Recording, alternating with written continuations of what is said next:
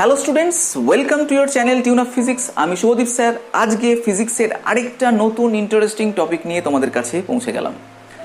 আজকের টপিকটা Newton's lodge of মোশনের মধ্যে থাকা তিনটে ভেরি ইম্পর্টেন্ট ভৌত রাশিকে নিয়ে। এই তিনটে ভৌত রাশির একটা হলো ঘাত, আরেকটা বলের ঘাত, আর একটা ঘাত বল। এই তিনটের মধ্যেই ঘাত কথাটা বারবার রিপিট হয়েছে। তাই তোমাদের মনে কনফিউশন হয় যে তিনটের মধ্যেই ঘাত আছে, তাহলে এই তিনটি কি একই জিনিসকে বোঝাচ্ছে, না তিনটের মধ্যে কোনো ডিফারেন্স আছে, এবং তার জন্য এই রিলেটেড যে সমস্ত অঙ্কগুলো হয় সেগুলো করতে তোমরা সমস্যায় পড়ো। আমি দেখাবো তোমাদেরকে এই প্রত্যেকটা টপিক, প্রত্যেকটা ফিজিক্যাল কোয়ান্টিটি নিজের নিজের জায়গায় ইম্পর্টেন্ট। এদের প্রত্যেকের একটা আইডেন্টিটি আছে, ডিফারেন্ট আইডেন্টিটি আছে, এদের মধ্যে হালকা সিমিলারিটিসও আছে কোনো কোনো ক্ষেত্রে। তো তোমরা আজকের ক্লাসটা পুরোটা দেখো, এই রিলেটেড সমস্ত বিষয় সম্পর্কে জানতে পেরে যাবে, এবং এই রিলেটেড যে সমস্ত অঙ্ক হয় সেগুলো দু একটা আমি করে দেখাবো, যাতে তোমাদের অঙ্ক করার যে কনফিউশন সেটাও দূর হয়ে যায়। তো অলরেডি আমি নিউটনস লজ অফ মোশনের ওপর বিভিন্ন ক্লাসগুলো করেছি। যারা আমার এই চ্যানেলের সাবস্ক্রাইবার তারা দেখেছো ক্লাসগুলোকে, এবং তোমাদের কমেন্ট পেয়েছি, বুঝতে পারছি যে তোমাদের ক্লাসগুলো খুব ভালো লাগছে। আমার তরফ থেকে তোমাদেরকে অনেক অনেক ওয়েলকাম। যারা আজকে প্রথম ফিজিক্সের ক্লাসটা দেখছো তাদেরকে বলছি, তোমরা অবশ্যই ফিজিক্সের বিভিন্ন টপিককে সহজে বোঝার জন্য এবং ফিজিক্সের অঙ্কগুলোকে সহজে করার জন্য টিউন অফ ফিজিক্স চ্যানেলটাকে সাবস্ক্রাইব করো এবং পাশে দেওয়া বেল আইকনটাকে ক্লিক করো। কারণ ফিজিক্সের বিভিন্ন টপিককে নিয়ে আমি নিট জেই লেভেলের সহজ করে আমি বিষয়গুলোকে উপস্থাপনা করি এবং অঙ্কগুলোকে শেখাই, যাতে ফিজিক্স নিয়ে আর কোনো কনফিউশন তোমাদের মধ্যে না থাকে। চলো তাহলে আজকে এই ক্লাসটা শুরু করে দেওয়া যাক। ঘাত, ফার্স্ট আমরা ঘাত সম্পর্কে জানবো। ঘাতকে ইংলিশে বলা হয় থ্রাস্ট। থ্রাস্ট কথাটা শুনেছো কোথায়, না গাড়ির ইঞ্জিনে ধাক্কা দেওয়া, গাড়িকে ধাক্কা দিচ্ছে ইঞ্জিন, তার মানে এখানে ওকে থ্রাস্ট প্রয়োগ করছে। তাহলে এই থ্রাস্ট আসলে কি সেটা বোঝার জন্য আমরা ব্যাক করে একটু নিউটনস লজ অফ মোশনের ফোর্স সম্পর্কে দু একটা কথা শুনে নিই। ফোর্স কি? ফোর্স হচ্ছে হয় পুশ নয় পুল, মানে ঠেলা অথবা টানা। নিউটনস লজ অফ মোশন আমাদেরকে শেখায় ফোর্স হলো কি অ্যাকশন রিয়াকশন, এই দুটো একসঙ্গে অবস্থান করে এরকম একটা জিনিস। তাহলে এই থ্রাস্ট কি? থ্রাস্ট হচ্ছে একটা special type of reaction force, action force নয়, special type of reaction force. তাহলে থ্রাস্ট হচ্ছে it is a special type of reaction force. তার মানে নিশ্চয়ই কোনো জায়গায় অ্যাকশন করতে হচ্ছে, তবে গিয়ে এই রিয়াকশন ফোর্স থ্রাস্টের সৃষ্টি হচ্ছে। তাহলে কার ওপর অ্যাকশন হচ্ছে যার জন্য এই রিয়াকশন ফোর্স সৃষ্টি হচ্ছে সেটা আগে ফার্স্ট জেনে নিই। ধরো কোনো একটা বস্তু একটা অপর বস্তুকে অ্যাকশন করলো, বল প্রয়োগ করলো, তাহলে ওই বস্তুটা রিয়াকশন ফোর্স দেয়। তাহলে ওই রিয়াকশন ফোর্সটা কি থ্রাস্ট ফোর্স? না, সেটা থ্রাস্ট ফোর্স নয়, এটা অনলি রিয়াকশন ফোর্স। কারণ কি? কারণ ফোর্স যেখানে আমরা শিখেছি রিয়াকশন অ্যাকশন ফোর্স দুটোই থাকে, সেখানে বস্তুটার গতি হতেও পারে আবার নাও তো হতে পারে। হতে পারে যে একটা বস্তুর উপর একাধিক ফোর্স কাজ করছে, তার ফলে বস্তুটা স্থিরভাবে এক জায়গায় আছে, ইকুইলিব্রিয়ামে আছে, এরকম হতে পারে। কিন্তু যদি কোনো বস্তুর উপর থ্রাস্ট ফোর্স কাজ করে তাহলে ওই বস্তুটার অ্যাক্সিলারেশন হবেই হবে। তাহলে এটা মাথায় রাখবে যে এই রিয়াকশন ফোর্স যে অ্যাকশনের জন্য তৈরি হয় তার জন্য ওই বস্তুটার মধ্যে অবশ্যই অ্যাক্সিলারেশন হবেই হবে, হবেই হবে। এবার চলো আমরা এই থ্রাস্ট ফোর্স কিভাবে সৃষ্টি হয় সেটা দেখে নিই, মানে অ্যাকশনটা কিভাবে প্রয়োগ করতে হয় বা কার উপর প্রয়োগ করতে হয়। তাহলে অরিজিন অফ থ্রাস্ট ফোর্স কি হয় সেটা দেখি। দুভাবে সৃষ্টি করা যায় থ্রাস্ট ফোর্সকে। একটা হচ্ছে যদি কোনো বস্তুর মধ্যেকার ভর একটা নির্দিষ্ট অ্যাক্সিলারেশন নিয়ে কমতে থাকে তাহলে থ্রাস্ট ফোর্স সৃষ্টি হয়। তাহলে এখানে যে মাসটা ডিক্রিজ করছে এর জন্য একটা অ্যাকশন তৈরি হচ্ছে এবং তার রিয়াকশন হচ্ছে থ্রাস্ট। বোঝা গেল? আচ্ছা, একটা সহজ উদাহরণ থেকে ব্যাপারটা বোঝাচ্ছি। ধরো এরকম একটা বেলুন নিলাম, এই বেলুনটাকে প্রথমে হাওয়া দিয়ে ফুলিয়ে নিয়েছি। তাহলে এই বস্তুর মধ্যে যে মাস আছে এই মাসটা যদি সময়ের সাথে সাথে কমে তাহলে এর মধ্যে থেকে একটা মেকানিক্যাল অ্যাকশন সৃষ্টি হচ্ছে মাসটাকে বাইরে বার করে দেওয়ার জন্য, এবং তার ফলে যে রিয়াকশন সৃষ্টি হবে সেই রিয়াকশানের জন্য ওর সামনের দিকে অ্যাক্সিলারেশন হবে, তাহলে ওই রিয়াকশানটাকে আমরা কি বলবো? থ্রাস্ট ফোর্স বলবো। দেখো, বোঝা গেল? দেখো, এখানে বেলুনটার মধ্যে থেকে হাওয়াটা ছোট্ট ছিদ্রের মধ্যে দিয়ে বাইরে বেরিয়ে আসছে। কেন বেরিয়ে আসছে? কারণ বেলুন তার ক্যারেক্টার হচ্ছে নিজের আকারকে ছোট করতে চায়, তার জন্য জোরে ওই হাওয়াটাকে বাইরে বার করে দিচ্ছে, ফলে ওর মাস ডিক্রিজ করছে এবং অ্যাক্সিলারেশন নিয়ে বাইরে বেরিয়ে আসছে। তার ফলে ওর মধ্যে একটা থ্রাস্ট ফোর্স সৃষ্টি হচ্ছে, এই রিয়াকশন ফোর্স সৃষ্টি হচ্ছে, মাস ডিক্রিজ করছে এবং একটা অ্যাক্সিলারেশন নিয়ে বাইরে বেরিয়ে আসছে। তার জন্য এই কারণে থ্রাস্ট ফোর্স জেনারেট হয়। সেকেন্ড আরেকটা কারণ বলছি, যখন কোনো বস্তুর ভর ধ্রুবক থাকে, যেমন এখানে মাস চেঞ্জ হচ্ছে, এখানে আমি বলছি মাস যদি ধ্রুবক থাকে কিন্তু ওই বস্তুর চারপাশের মাধ্যমের প্রেসার ডিফারেন্সের সৃষ্টি হয়, ডেল্টা পি সৃষ্টি হয়, তখন থ্রাস্ট ফোর্সের জেনারেট হয়।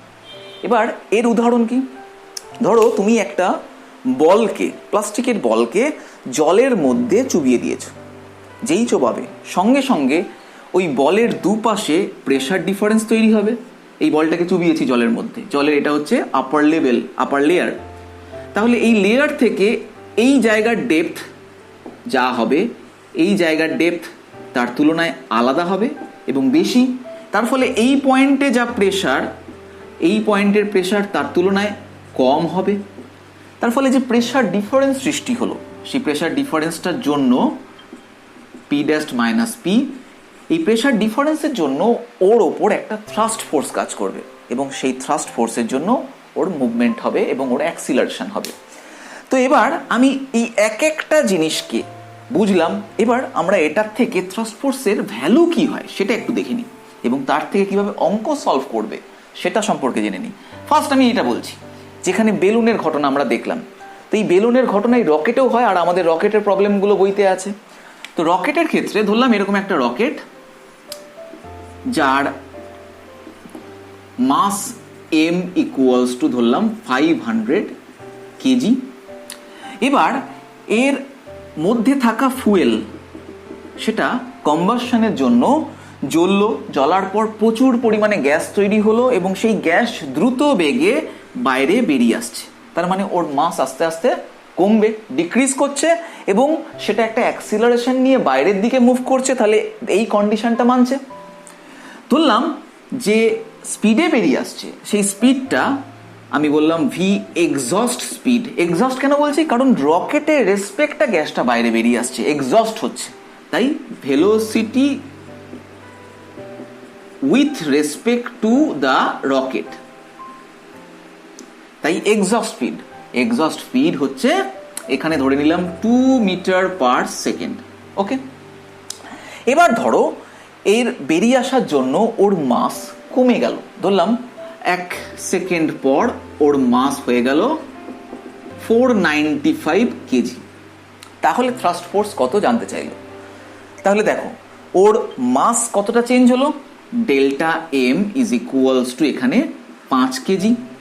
কত সময়ে চেঞ্জ হলো? 1 সেকেন্ডে। তাহলে delta M by delta T, মানে প্রতি একক সময়ে ভরের পরিবর্তন, সেটা হচ্ছে 5 কেজি পার সেকেন্ড।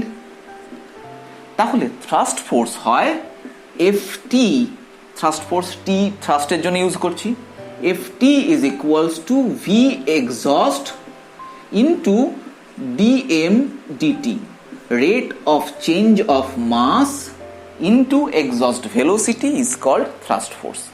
এখন তোমরা নিউটনস লজ অফ মোশনে দেখেছো এম ডিভি ডিটি হয়, আর এখানে হয়েছে ভি ডিএম ডিটি। দুটোর মধ্যে কি কারণে পার্থক্য হয়েছে?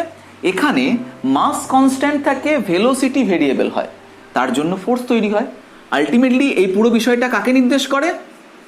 মাস ইন্টু অ্যাক্সিলারেশনকে নির্দেশ করে।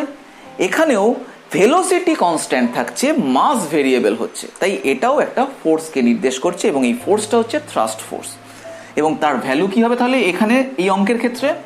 ভি এক্সস্ট হচ্ছে 2, so 2 into DMDT 5, that is 10 newton. তাহলে এখানে এই রকেটের ওপর সামনের দিকে যে থ্রাস্ট ফোর্স কাজ করছে সেটা হচ্ছে 10 নিউটন, এবং এর জন্য এর সামনের দিকে অ্যাক্সিলারেশন তৈরি হবে। আমি এটাই বলেছিলাম যে এই রিঅ্যাকশন ফোর্স থ্রাস্ট ফোর্সের জন্য ওই বস্তুর মধ্যে অবশ্যই অ্যাক্সিলারেশন তৈরি হবে। বোঝা যাচ্ছে ব্যাপারটা? এবার চলো সেকেন্ড কেসটা দেখি, যেখানে একটা বস্তুর চারপাশের মাধ্যমের মধ্যেকার প্রেশার ডিফারেন্স সৃষ্টি করা হলো, তার জন্য ওর মধ্যে থ্রাস্ট ফোর্স জেনারেট হলো। তো এর জন্য আমি একটা উদাহরণ দেখাচ্ছি।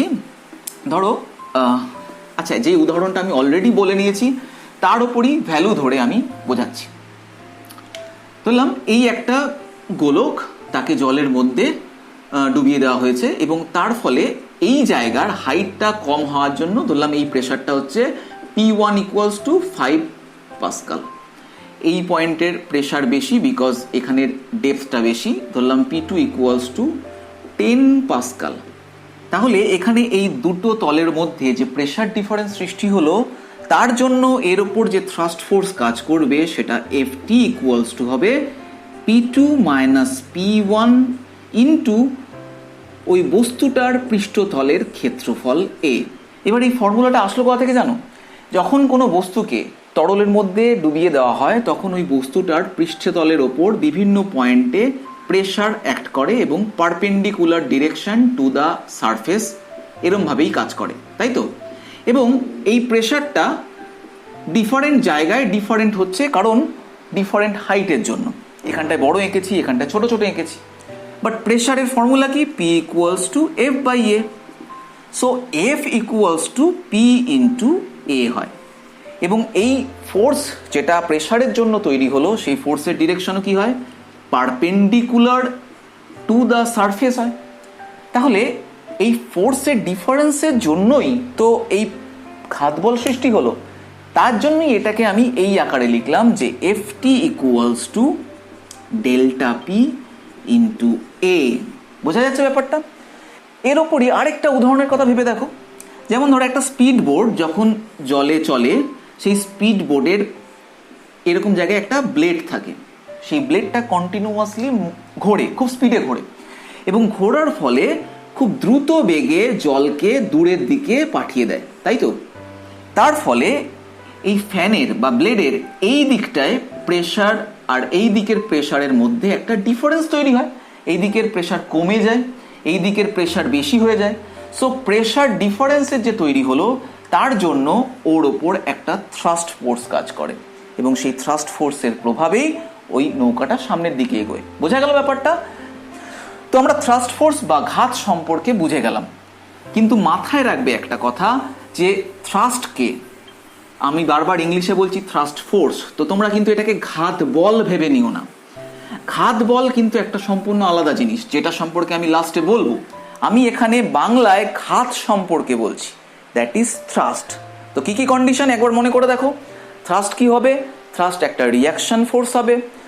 দ্বিতীয়, থ্রাস্ট যদি কাজ করে তাহলে বস্তুর অ্যাক্সিলারেশন হবেই হবে, এবং ঘাত যেদিকে কাজ করছে সেদিকে অ্যাক্সিলারেশন হবে। তৃতীয়, যখন কোনো বস্তুর ভর সময়ের সাথে সাথে পরিবর্তিত হবে এবং একটা নির্দিষ্ট অ্যাক্সিলারেশন নিয়ে কমবে, তখন ওই বস্তুর মধ্যে থ্রাস্ট ফোর্স কাজ করবে। যখন কোনো বস্তুর জন্য তার চারপাশের মিডিয়ামে প্রেশার ডিফারেন্স সৃষ্টি হবে, তখন ওই বস্তুর ওপর থ্রাস্ট ফোর্স কাজ হবে। এবং আরেকটা জিনিস জেনেছি যে থ্রাস্ট ফোর্স বস্তুর ওপর ওর পৃষ্ঠতলের ক্ষেত্রফলের ওপর লম্বালম্বি কাজ করে, উলম্ব দিকে কাজ করে, কারণ ওটা প্রেশার থেকেই তৈরি হচ্ছে বলে।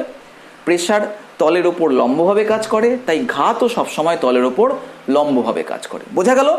তাহলে ঘাত বল কিন্তু কোনো ব্যক্তি বা বস্তু প্রয়োগ করে না। একটা লোক, তাকে আমি বল প্রয়োগ করলাম, সে আমাকে ঘুরিয়ে রিয়াকশন দিল, এই রিয়াকশনটা ঘাত হবে না, থ্রাস্ট হবে না, কারণ এখানে মিডিয়ামের ওপর আমি প্রেশার ডিফারেন্স তৈরি করছি না। এখানে আমি একটা বস্তুকে অ্যাকশন দিয়েছি, তার জন্য সে রিয়াকশন দিয়েছে। তাই ঘাত কিন্তু মিডিয়াম সৃষ্টি করে এবং বস্তুর ওপর লম্বালম্বি মানে পারপেন্ডিকুলারলি কাজ করে। চলো এবার নেক্সটটা দেখে নিই, বলের ঘাত।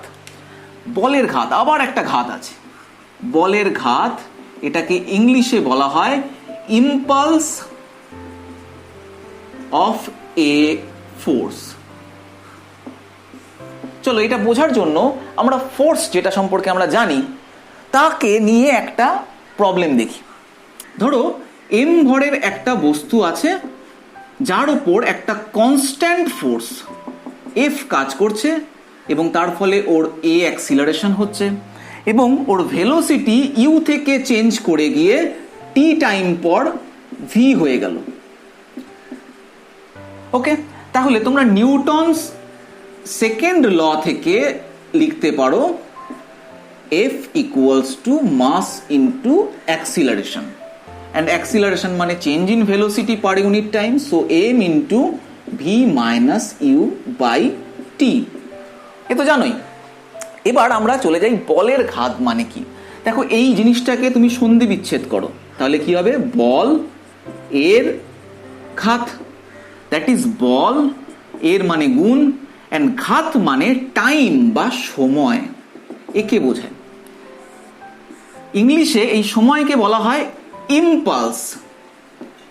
তাহলে বাকিগুলোর জন্য যদি আমরা ইংলিশ লিখি, মাল্টিপ্লিকেশনের জন্য অফ, বলের জন্য force, so impulse of A force. বোঝা গেল ব্যাপারটা? তার মানে বল ইনটু সময় বা বল ইনটু ঘাত। ঘাত এখানে সময়কে বোঝাচ্ছে। একটু আগে আমরা যে ঘাতকে বুঝেছি সেটা হচ্ছে থ্রাস্ট, তার সঙ্গে এখানে কিন্তু কোনো মিল নেই, দ্যাট ইজ দ্য ডিফারেন্স। এটা একটু ভেবে রাখো। বলের ঘাত মানে বল যত সময় ধরে কাজ করেছে সেই টাইমটাকে বোঝাচ্ছে এবং একে ইম্পালস দিয়ে বলে, থ্রাস্ট দিয়ে নয়। Force of impulse, force into time. তাহলে এক্ষেত্রে তুমি যদি ক্যালকুলেশন করে সেটাই বার করো, তাহলে ফোর্স টিটাকে এদিকে নিয়ে আসলাম, তাহলে ফোর্স ইনটু টাইম হয়ে গেল, দ্যাট ইজ ইকুয়ালস টু কি হলো? mv minus mu, that is momentum finally minus momentum initially. এই সময়কার মোমেন্টাম p1 সেটাকে আমি বললাম mu, এই সময়কার momentum p2 that is mv। Momentum চেঞ্জকে বোঝাচ্ছে এই ফোর্স ইনটু টাইম, আর ফোর্স ইনটু টাইম মানে বলের ঘাত। তাহলে আমরা কি বুঝলাম? বলের ঘাত is equals to force into time is equals to change in momentum, that is delta p। এখন এই বলের ঘাতকে যে সিম্বল দিয়ে প্রকাশ করা হয়, তাহলে ফাইনালি আমরা ইকুয়েশন পাচ্ছি কি? j is equals to f into t or delta p vector sign. তাহলে এইখানে যে ইকুয়েশনটা আমরা পেলাম বলের ঘাত, এর ওপর যে সমস্ত অঙ্কগুলো আসে সেগুলো কিভাবে সলভ করবে সেটা দেখি। চলো আমরা সলভ করার জন্য ভ্যালু ধরে কয়েকটা প্রবলেমের কথা বলি। তার আগে আমরা যে ইকুয়েশনটা পেলাম সেটাকে আরেকবার লিখে নিই। J equals to F into T, এটা একটা ইকুয়েশন পেয়েছি, and J equals to delta P, এটা আরেকটা ইকুয়েশন পেয়েছি। একটা জিনিস আমরা বুঝতে পারছি যে J is a vector quantity, কারণ মোমেন্টাম বা ফোর্স এরা সবাই vector quantity, so J is also a vector.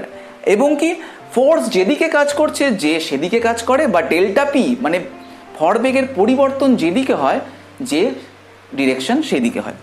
তো ধরো একটা উদাহরণ বলছি, এরকম একটা গ্রাফ দেওয়া হলো, সেই গ্রাফে এদিকে এফ আছে এদিকে টাইম আছে। এবার বললো এর মধ্যে সময়ের সাথে সাথে যে বলের পরিবর্তন হচ্ছে তার একটা লেখ এঁকে দিল। সেই লেখটা ধরে এরকম হয়েছে,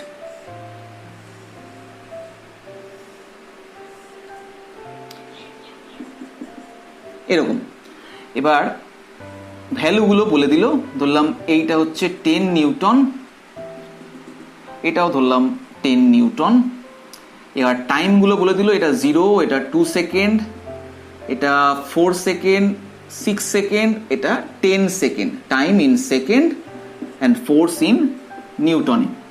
এবার বললো যে এই গ্রাফ থেকে তুমি বলের ঘাত কি হবে সেটা ক্যালকুলেশন করো। কি করে করবে?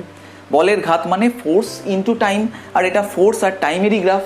তাহলে এই গ্রাফের যে লেখটা তৈরি হচ্ছে সেই লেখর আন্ডারে যে এরিয়াটা হবে সেই এরিয়াই হবে force into time, that is বলের ঘাত।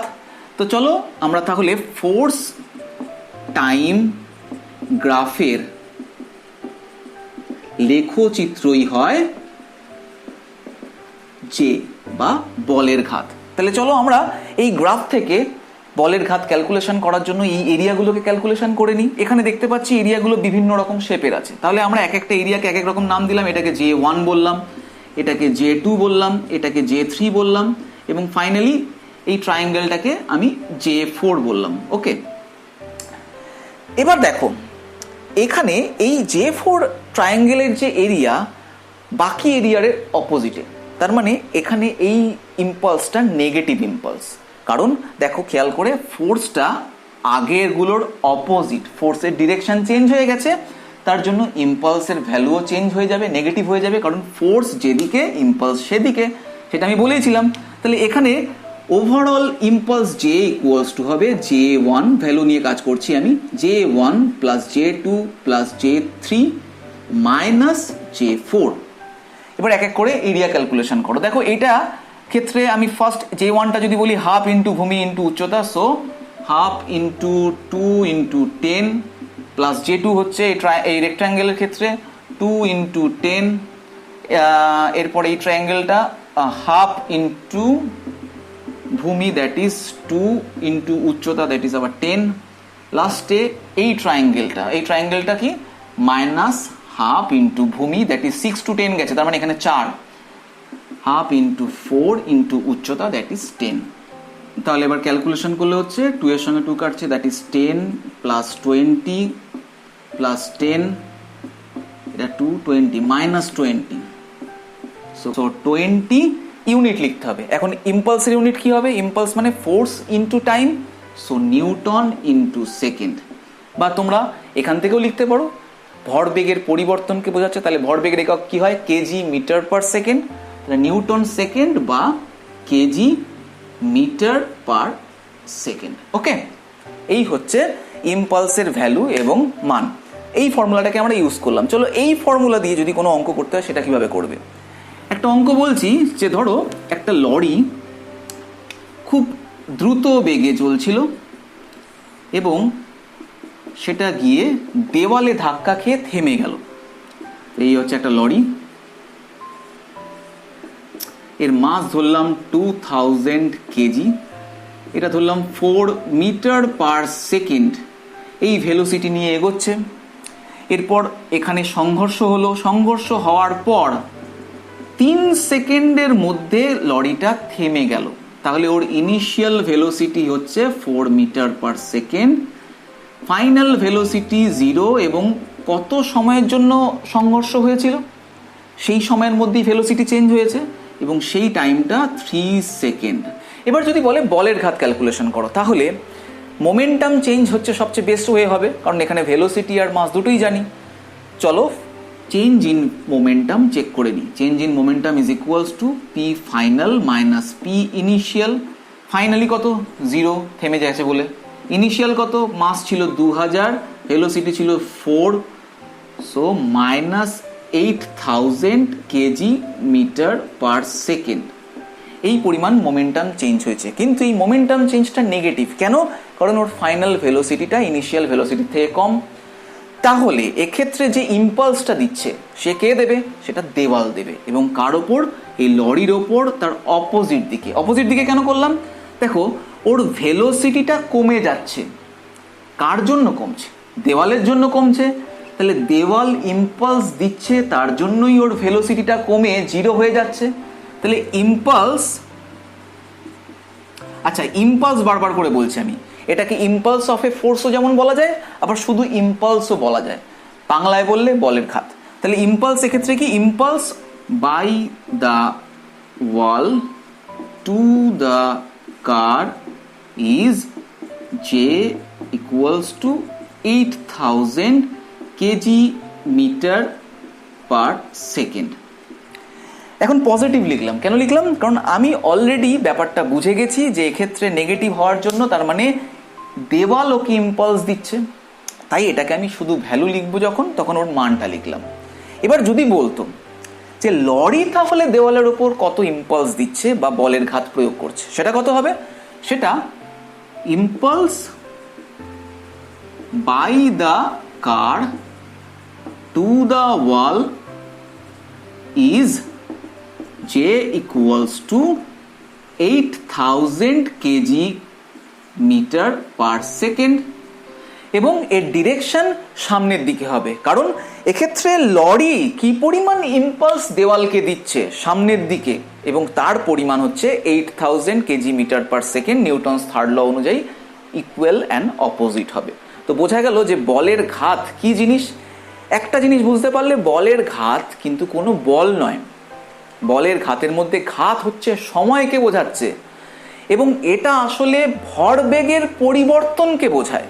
এবং ভরবেগের পরিবর্তন যদি পজিটিভ হয়, মানে বেগ যদি কারোর বেড়ে যায়, তাহলে ভরবেগের পরিবর্তন পজিটিভ, সেক্ষেত্রে বলের ঘাত সামনের দিকেই কাজ করে, বেগ যেদিকে বাড়ছে সেদিকেই কাজ করে। আর এক্ষেত্রে কি হয়েছিল, ভরবেগের পরিবর্তনটা নেগেটিভ হয়েছিল, কারণ ওর বেগ কমে যাচ্ছিল, তার মানে ডিরেকশন অপোজিট দিকে, তার মানে বলের ঘাত সেটাও নেগেটিভ, এবং সেটা বাইরের কোনো বস্তুর জন্যই সম্ভব হচ্ছে, তার জন্য এটা ওয়ালের জন্য অপোজিট দিকে হচ্ছে। তো বোঝা গেল ব্যাপারটা, বলের ঘাত কি। এবার চলো আমরা ঘাত বল সম্পর্কে জেনে নিই। ঘাত বল এটা আবার আরেকটা নতুন ফোর্স।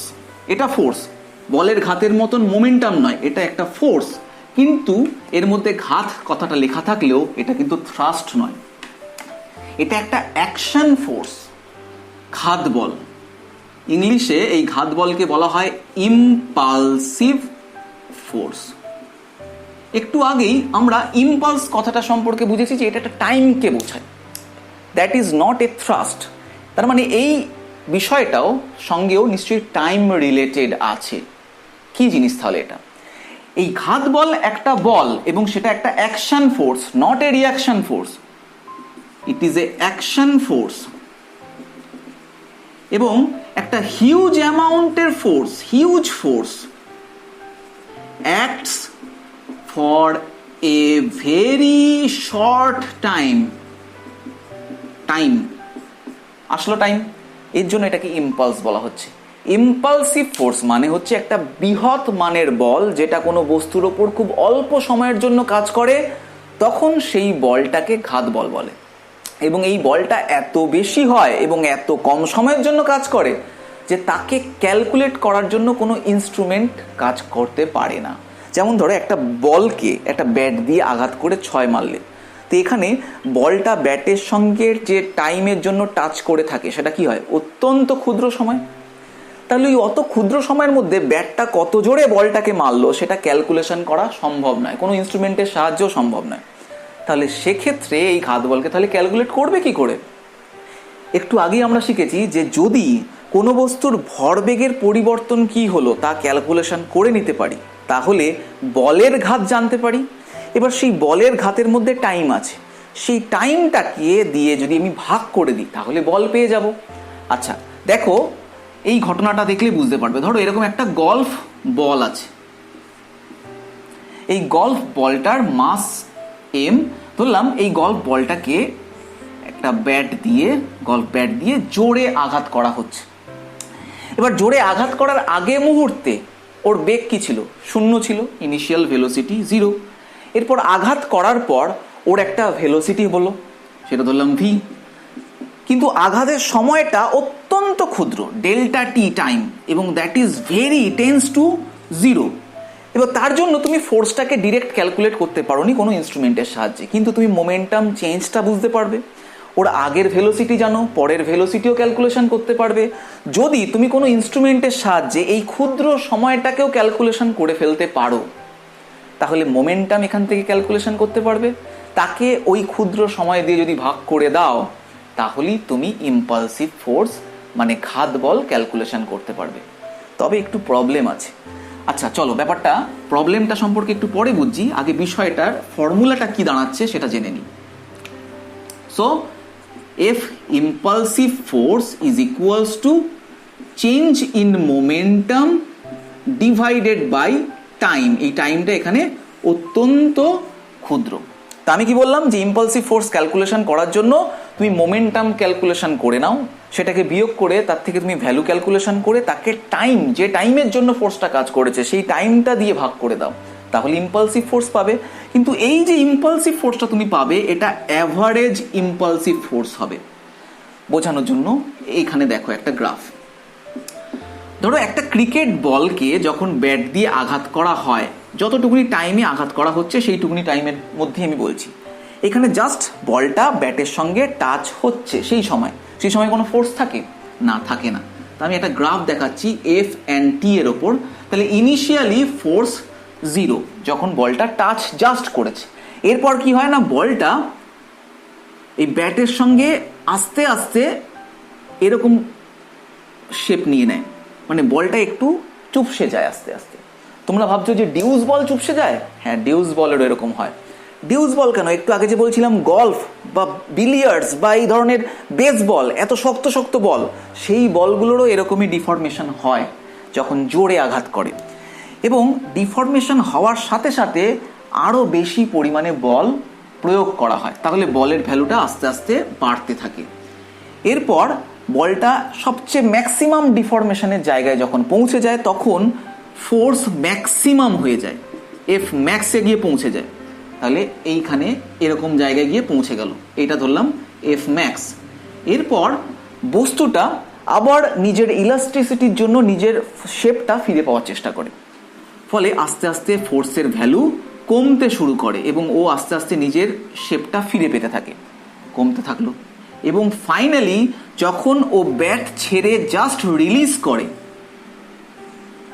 সেই সময় ও আবার নিজের কমপ্লিট শেপ পেয়ে যায়, যদি ও সলিড স্টেটের বডি হয়, মানে ডিউস বল, বেস বল এই ধরনের কথা বলছি, তখন ফাইনালি গিয়ে ফোর্সটা আবার 0 হয়ে গেল। তাহলে এই যে টাইমের মধ্যে, অল্প সময়ের মধ্যে এটা ঘটলো, এই অল্প সময়ের মধ্যে যে ফোর্সটা কাজ করলো সেটা ঘাত বল। এই ঘাত বল কিন্তু কনস্ট্যান্ট নেই, এটা কন্টিনিউয়াসলি চেঞ্জ করছে। একটা সময় গিয়েও ম্যাক্সিমাম হচ্ছে, তারপর আবার ভ্যালুটা কমে গিয়ে 0 হয়ে যাচ্ছে।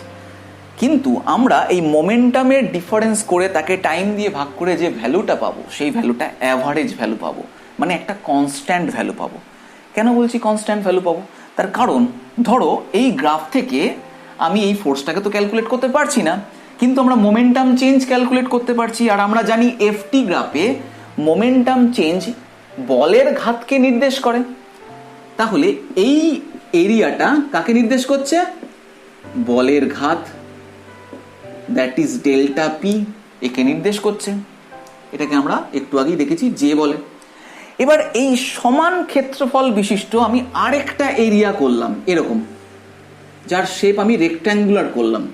সমান ক্ষেত্রফল মানে এই পুরোটার যা ক্ষেত্রফল, এই ক্ষেত্রফলটাও একই। তাহলে টাইম যেহেতু দুক্ষেত্রেই সমান আছে, তাহলে এই হাইটটা যে ফোর্সকে নির্দেশ করবে সেই ফোর্সটাই হচ্ছে ইম্পালসিভ অ্যাভারেজ ফোর্সকে নির্দেশ করছে, এবং সেটাই আমরা ক্যালকুলেশন করতে পারি এই ফর্মুলা থেকে। আমরা কিন্তু ভেরিয়েবল ফোর্সটা সম্পর্কে ভ্যালু পেতে পারি না। তাহলে চলো একটা অঙ্ক থেকেই ব্যাপারটা বোঝা যাক। একটু আগে যে গল্ফ বলের কথা বলছিলাম, সেই গল্ফ বলের ওপর ব্যাটটা দিয়ে আঘাত করলো। গল্ফ বলটা প্রথমে ধরলাম ভর হচ্ছে 0.2 কেজি, ইনিশিয়াল ভেলোসিটি 0 ছিল, ফাইনালি আঘাত করার ফলে ওর ধরো ভেলোসিটি 50 মিটার পার সেকেন্ড হয়ে গেছে, ওকে। এবং টাইম যে সময়ের জন্য আঘাত হয়েছে সেটা ধরলাম 5 মিলি সেকেন্ড। মিলি সেকেন্ড মানে আমরা জানি 5 × 10⁻³ সেকেন্ড, অত্যন্ত ক্ষুদ্র সময়। চলো তাহলে এক্ষেত্রে আমরা ইম্পালসিভ ফোর্স কত হবে ক্যালকুলেশন করবো। আমি বললাম এক্ষেত্রে আমরা যেহেতু মোমেন্টামের ডিফারেন্স থেকে পাচ্ছি, তাই আমি অ্যাভারেজ পাবো। আমি এখানে যে ভেরিয়েবল ফোর্স হবে এখানেও হবে, ফোর্সটা আস্তে আস্তে আস্তে বেড়ে ম্যাক্সিমাম গিয়ে আবার 0 হবে, কিন্তু আমি এই ভেরিয়েবল ফোর্সটা ক্যালকুলেট করতে পারবো না, আমরা অ্যাভারেজ পাবো। তাহলে অ্যাভারেজটা কত হবে? P2 - P1 divided by delta টি, ক্ষুদ্র সময়টা। P2 কত? ফাইনাল মোমেন্টাম, দ্যাট ইজ মাস হচ্ছে 0.2 KG into velocity 50 minus initial velocity 0 থাকার জন্য আমি ইনিশিয়াল মোমেন্টাম 0, টাইম হচ্ছে 5 × 10⁻³ তো সেক্ষেত্রে তাহলে এটা হচ্ছে 0.2 × 50, তার মানে 10 divided by 5 × 10⁻³ so 2 × 10⁻³ newton, that is 2000 newton. এই হচ্ছে অ্যাভারেজ ইম্পালসিভ ফোর্স, এই ফর্মুলা থেকে ক্যালকুলেট করে ফেললাম। এবার ধরো তোমার কোশ্চেনে একটা টুইস্ট দেওয়া আছে। কিরকম?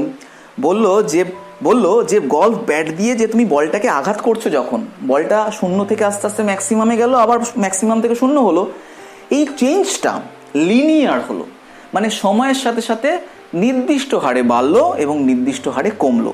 তার মানে এই যে গ্রাফটা আমি এখানে দেখিয়েছিলাম, সেই গ্রাফটা কিরকম বলতে চাইছে? এরকম হয়ে এরকম হয়েছে, এরকম বলতে চাইছে। তাহলে কিন্তু তুমি পিক ফোর্স বা ম্যাক্সিমাম ফোর্সটা ক্যালকুলেশন করে নিতে পারবে। দেখো এফ ম্যাক্সিমাম কিভাবে ক্যালকুলেশন করবে? এক্ষেত্রে তুমি এরিয়াটা, একটু আগেই দেখলাম এরিয়াটা কত, ডেল্টা পি কে নির্দেশ করছে, এবং সেই ডেল্টা পি এখানে এইটা সেটা P2 মাইনাস P1, এবং সেটা হিসাব করেছি কত, 10 বেরিয়েছে। So this is 10 KG metre per second. টাইমটা কত মনে আছে? টাইমটা ছিল 5 মিলি সেকেন্ড।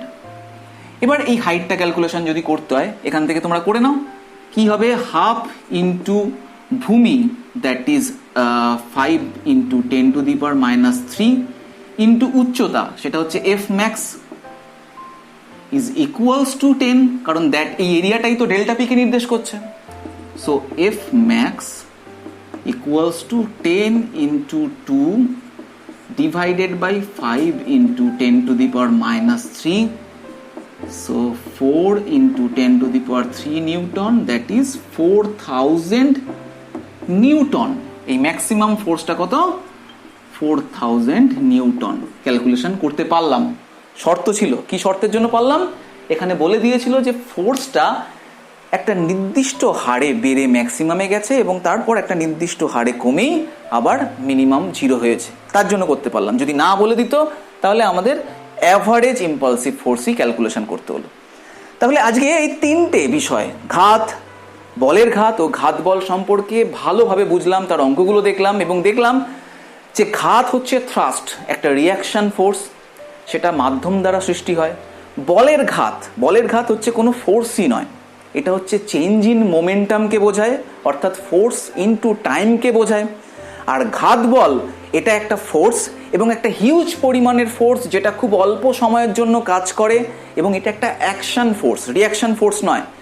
এইটাকে ক্যালকুলেট করার জন্য আমাদেরকে মোমেন্টাম চেঞ্জ থেকে ক্যালকুলেশন করতে হয়। তাহলে বোঝা গেল আজকের ক্লাস থেকে তিনটে বিষয় সম্পর্কে, তাদের ডিফারেন্স এবং তাদের সিমিলারিটিগুলোও বুঝলে। চলো তাহলে আজকে পুরো ক্লাসটা দেখার জন্য তোমাদের অনেক অনেক থ্যাংক ইউ, টাটা।